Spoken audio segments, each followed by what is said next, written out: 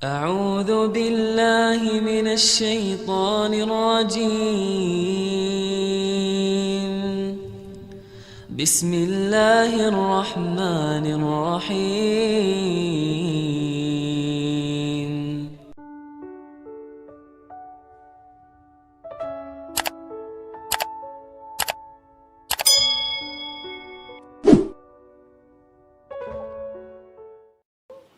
Jadi teman-teman yang dirahmati Allah, kalau kita punya masalah, kita coba bangun awareness, oh Allah pengen membersihkan dosa-dosa saya nih. Terus kita berdoa, ya Allah bantu saya, ya Allah tolonglah saya, istighfar. Saya kadang-kadang ngerasa nih, kalau ada dosa, ada kesalahan, ada kekeliruan yang saya lakukan misalnya gitu, kalau saya nggak kuat istighfarnya, bentar lagi akan diuji sama Allah. Ujinya macam-macam, alhamdulillahnya ujiannya masih ketahan. Pasti diuji sama Allah. Kalau istighfarnya nggak kuat, taubatnya tuh nggak kuat, langsung diuji sama Allah. Dan saya langsung sadar, oh benar berarti yang tadi ini lagi dihapus sama Allah nih. Perkencang lagi, perkuat lagi istighfar. Kenapa? Karena kalau istighfar kita kuat, berarti kan dosa kita dihapus dengan istighfar ya. Otomatis ujian kita durasinya berkurang. Makin kuat istighfar, makin berkurang. Kalau istighfarnya udah mantap, udah selesai, Allah cabut tuh ujian kita. Diganti dengan kebaikan. Jadi teman-teman, kita coba sadari, oh kalau Allah menguji saya, memang saya banyak dosa. Sebelum kita mencari kambing hitam, nyalahin orang lain, sebelum kita marah kepada orang lain, kadang wajar kita marah kepada orang lain gara-gara ucapannya, komennya, teks dari dia, wajar. Tapi sebelum itu, marah dulu kepada diri kita atas dosa dan kesalahan kita yang baru saja kita lakukan. Atau yang dulu kita lakuin dan belum benar-benar kita tinggalkan. Kalau kita ngerasa banyak dosa di masa lalu sebelum kita taubat, hijrah, berarti mungkin itulah alasan kenapa sekarang kita diuji setelah hijrah. Kenapa agak-agak harus jungkir balik setelah kita hijrah. Kenapa harus sedikit berdarah-darah setelah kita hijrah. Anggap aja itu untuk mengkifarat, membersihkan dosa-dosa kita yang telah lalu. Supaya apa? Supaya kalau kita pulang kepada Allah, kita pulang dalam keadaan bersih. Dan itu pasti akan menjadi orang yang paling beruntung. Daripada nanti diberesin di akhirat, mending diberesin di dunia kan. Soalnya kalau diberesin di akhirat itu lebih berat. Akhirat itu perlakuannya beda dengan di dunia. Di dunia kalau kita salah akan dibalas oleh Allah. Kalau kita belum taubat, dibalas oleh Allah sama. Tapi di akhirat ukurannya beda. Sehingga heran ya, kalau ada orang yang merasa beruntung lolos dari hukuman dunia, dia pikir dia udah lolos dari hukuman Allah. Mending dia beresin deh di dunia daripada nanti di akhir berlarut-larut. Itu bahaya banget. Kalau buat saya pribadi dan saya yakin teman-teman juga kayak gitu, gak mau ada masalah di akhirat, mending masalah di dunia aja. Tapi masalah di dunia juga kita gak mau berlarut-larut, pengen cepat dimudahin sama Allah. Caranya istighfar. Tidaklah Allah memberikan kepada kita ujian kecuali salah satu alasannya pengen menghapuskan dosa. Idza kathurat dzunubul 'abdi walam yakun lahu min amalin liyukaffiraha fabtalahu Allahu bil hazan liyukaffiraha. Kalau seorang hamba banyak dosa dan dia nggak cukup amal untuk mengkifarat dosa-dosanya, Allah akan menguji dia dengan rasa sedih, dengan rasa kecewa, dengan rasa berat, sakit hati untuk mengkifarat dosa-dosanya. Itu yang kita bangun, sehingga kalau ada masalah sama orang lain, kita memperbaiki diri dulu. Bukan sibuk dengan kesalahan dia terus menerus yang gak mau kita maafin. Misalnya ada teman kita nih, jadi clash sama kita. Hal pertama yang kita bangun, astagfirullahaladzim saya banyak dosa nih. Tapi kan yang salah dia, ya tapi mungkin dia gak akan mengatakan kalimat itu, gak akan bersikap kayak gitu kalau kita gak punya dosa. Allah sengaja mengutus dia untuk menguji kita lewat kata-katanya, lewat perilakunya, karena kita punya dosa. Jadi penyebab pertama diuji itu bukan teman kita yang salah, itu penyebab kedua. Memang dia salah dan itu harus kita akui, realistis lah. Dia salah, dia nggak pas, dia nggak bijak, dia apa. Oke, tapi yang mentakdirkan dia salah kepada kita, Allah Subhanahu Wa Taala. Kenapa Allah takdirkan gitu? Karena kita masih punya banyak dosa. Allah kirim kita ujian, bisa manusia, bisa alam, bisa dalam diri kita sendiri. Itu semuanya adalah cara Allah untuk menguji kita dan membersihkan dosa-dosa kita. Ini yang kita bangun pertama. Yang kedua, Kata Nabi di dalam hadis Bukhari, "May yuridillahu bihi khairan." Yang terkenal kan yufaqihu fiddin, itu yang terkenal. Ternyata ada dua modelnya. Ada may yuridillahu bihi khairan yufaqihu fiddin. Siapa yang Allah pengen kasih dia kebaikan kebaikan, Allah akan buat dia mengerti halal dan haram. Itu berarti Allah sayang sama dia. Ini satu model hadis. Ada model yang kedua, mirip redaksinya. May yuridillahu bihi khairan yusib min. Hadis Bukhari. Siapa yang Allah pengen ngasih dia kebaikan, Allah uji. Hah? Kok gitu caranya? Ternyata kayak gitu rahasianya. May yuridillahu bihi khairan, may yuridillahu bihi khairan. Siapa yang Allah pengen ngasih dia kebaikan, Allah kasih dia musibah atau ujian. Kenapa bisa seperti itu, Ustaz? Fa inna ma'al usri yusra, inna ma'al usri yusra. Seolah-olah Allah bilang di dalam ayat itu, kalau kalian mau dapat kemudahan, biasanya lewatnya kesusahan dulu. Kalau kalian pengen dapat keberuntungan, biasanya dapatnya kerugian dulu. Tapi keberuntungan dan kerugiannya pasti nggak sebanding. Keberuntungannya jauh lebih besar daripada kerugiannya. Kerugian itu kayak modal doang, DP. Jadi kalau kita mau dapat kejutan dari Allah, Allah kasih kita DP. DP-nya apa? Ujian. DP-nya musibah. DP-nya rasa nggak nyaman. Itu DP tuh. DP terhadap apa? DP dari Allah terhadap hadiah-hadiah besar yang Allah pengen ngasih ke kita setelahnya. Cuman banyak orang yang menolak DP ini. Sama kayak kita misalnya. Kalau kita mau ngasih dia hadiah, kita kasih dia kayak kejutan dulu. Dia lagi ulang tahun nih, disiram air dulu. Setelah itu dikasih hadiah-hadiah yang mahal. Rela gak disiram air demi hadiah? Rela, udah siramin lagi aja. Kalau setelahnya ada hadiah. Yang kita gak rela, kalau setelah disiram, disuruh bersih-bersih sendiri dan gak dikasih apa-apa. Kan gak rela tuh. Berarti ini bab iman. Yakin gak kalau Allah tetap ngasih hadiah? Kan sabar dan iman itu ternyata tahu aman, kembar.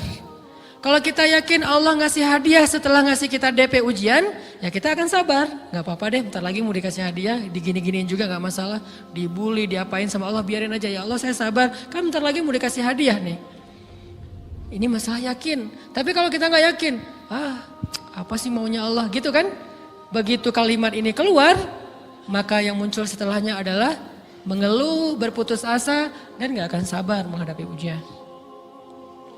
Ujian, kata Nabi, may yuridillahu bihi khairan. Siapa yang Allah pengen kasih hadiah, siapa yang Allah pengen kasih kejutan, siapa yang Allah pengen kasih pertolongan, siapa yang Allah pengen kasih kebaikan, yusib min. Allah akan uji dia dulu. Ini sunnatullah. Sehingga kalau kita lagi diuji, yang kita lihat jangan ujiannya, apa setelah itu. Gimana ngelihatnya Ustaz gak kelihatan? Dengan mata hati. Istafti qalbak, tanya kepada hatimu, kelihatan gak? Dengan mata hati. Gimana ngelihat dengan mata hati? Dengan iman, saya percaya Allah pasti ngasih kebaikan setelah ini. Orang Allah sendiri yang ngomong, gak ada satu huruf pun di Al-Quran yang salah. Apalagi satu ayat, apalagi dua ayat. Fa inna ma'al usri yusra, ditegesin lagi. Inna ma'al usri yusra. Tapi usr dulu, baru yusr. Dikasih kesusahan sedikit, dikasih kemudahan yang banyak. Dikasih kesusahan sedikit, dikasih kemudahan yang banyak. Ini yang kita coba bangun tajdidul iman. Bangun memperbaharui yakin. Sehingga ketika kita diuji, sedih, wajar. Mengaduh sedikit bukan mengeluh ya. Kalau mengeluh kan nyalahin Allah. Kalau ngaduh, yang namanya orang dicubit kan, itu ngaduh. Tapi kalau, apa sih maunya Allah? Nah itu ngeluh. Antara mengadu dengan mengeluh berbeda. Mengadu, itu manusiawi. Sedih, itu manusiawi. Air mata bahkan bukan hanya manusiawi, itu rahmat dari Allah. Orang yang gak bisa menangis itu yang bahaya. Kalau kita masih bisa menangis, berarti kita masih peka hatinya. Bukankah anak kecil paling sering menangis? Berarti hatinya peka. Siapa lagi selain anak kecil yang paling sering menangis? Cewek. Cowok itu emang gak punya perasaan, makanya jarang nangis. Cewek dikit-dikit nangis, jangan bilang, cemen banget sih nangis, cengeng apa. Enggak, karena dia perasaannya lebih peka dari kita. Itulah kenapa Allah menitipkan bayi kepada perempuan. Kalau dititipin ke laki-laki hancur. Di balik kepekaan perempuan, di balik sensitifnya perempuan, di balik perasaannya yang luar biasa, di situ Allah Subhanahu wa taala menitipkan amanah, dia yang paling baik dalam merawat bayinya. Perempuan secara umum mungkin lebih banyak bicara daripada laki-laki ya. Walaupun ada orang yang perempuan pendiam banget, ada yang nggak ngomong sama sekali, misalnya diem-diem aja, ada. Tapi secara umum perempuan lebih banyak berucap daripada laki-laki. Emangnya ini kekurangan? Bukan. Ini kelebihan. Kalau dia berikan itu dalam hal yang tepat. Apa yang tepat? Mendidik anak.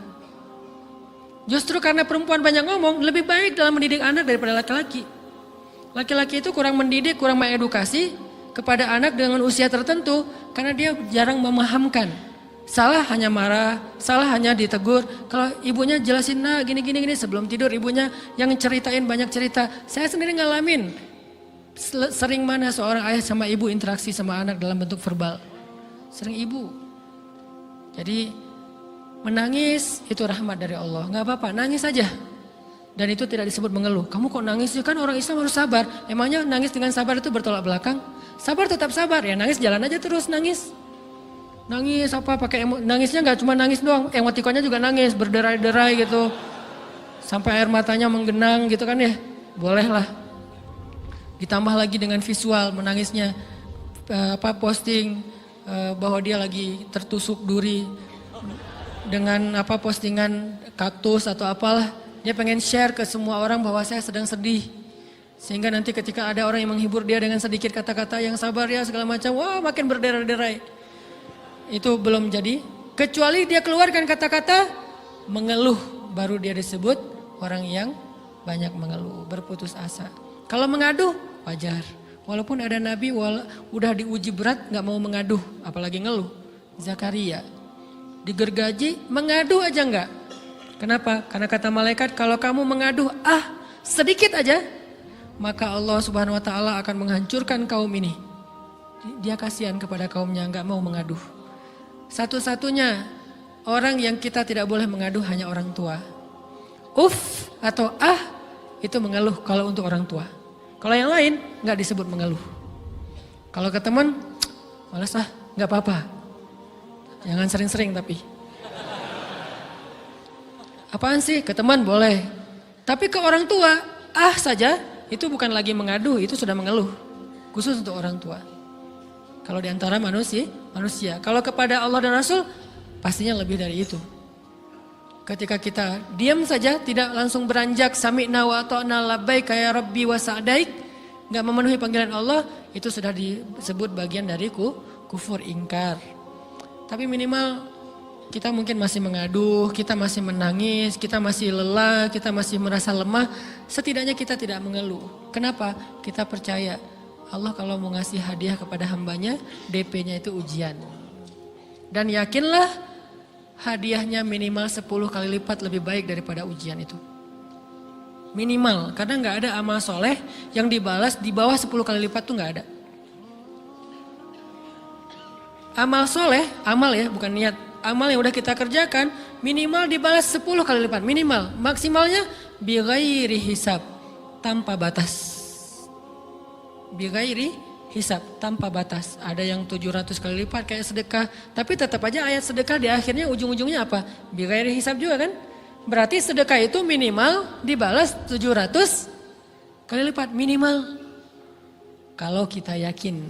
Selalu syaratnya kalau kita yakin. Dan saya ngebuktiin itu banget. Saya pernah ngalamin lagi jalan-jalan di sebuah kota yang ada becak kayuhnya, becak sepeda gitu ya. Jalan terus saya bilang, Pak berapa ongkosnya? 20.000. Udah naik aja 20.000. Karena kita keliling-keliling kota, ternyata saya jadi kasihan sama dia 20.000. Kasihan kan 20.000 dibayar keliling kota, walaupun pas mampir beberapa tempat mungkin dia dapat tips ya. Tapi saya nggak tega gitu, dia cerita tentang anaknya lagi sekolah, apa segala macam, makin bikin baper kan. Pas selesai, saya kasih dia 100.000. Dari 20.000 dikasih 100.000 karena kasihan. Dan saya yakin, nggak mungkin sedekah itu sia-sia. Kan Nabi bersumpah kan, demi zat yang jiwaku di dalam genggamannya, tidak berkurang harta karena sedekah. Demi Allah kata Nabi, nggak berkurang harta karena sedekah. Berkurang harta karena belanja? Ya. Berkurang harta karena pacaran? Banget. Modal banget kan? Apalagi buat cowok. Tapi berkurang harta karena sedekah? Nggak mungkin kata Nabi. Demi Allah nggak berkurang harta karena sedekah. Berkurang harta karena istri? Nggak. Karena memberi kepada istri itu pahalanya lebih gede daripada sedekah. Makanya ngemodalin pacaran setelah nikah itu tumbuh berkah. Modal pacaran sebelum nikah itu apes. Jadi kalau pengen modal nih, ngemodalin cewek, traktir, ngapa-ngapain, bayarin, jangan sebelum nikah. Sebelum nikah jadi orang pelit aja, nggak apa-apa. Tapi setelah nikah, jor-joran ngasih, apalagi yang, bayarin semuanya. Kenapa? Pahalanya lebih gede daripada sedekah. Bahkan lebih gede daripada infak fi sabilillah. Seorang suami memberi nafkah istri, itu pahalanya terkadang lebih besar daripada kita berinfak untuk fi sabilillah, untuk korban perang. Saya heran kalau ada orang sedekahnya rajin tapi ke istrinya kikir, aneh, berarti dia nggak ngerti konsep. Padahal memberi kepada istri itu sebenarnya nggak pernah sih. 100 ribu deh, karena kan kecil, saya kasih 100 ribu.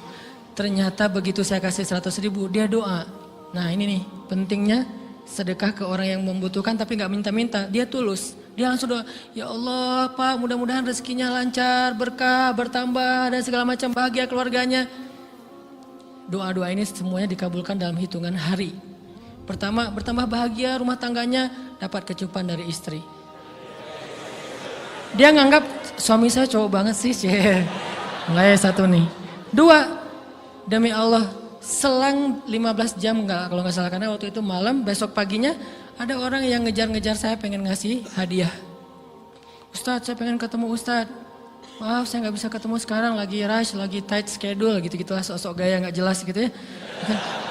Terus Ustadz saya pengen banget ketemu, dia nggak ngomong pengen ketemu apa. Kalau dia bilang mau ngasih duit kan langsung saya prioritaskan kan ya.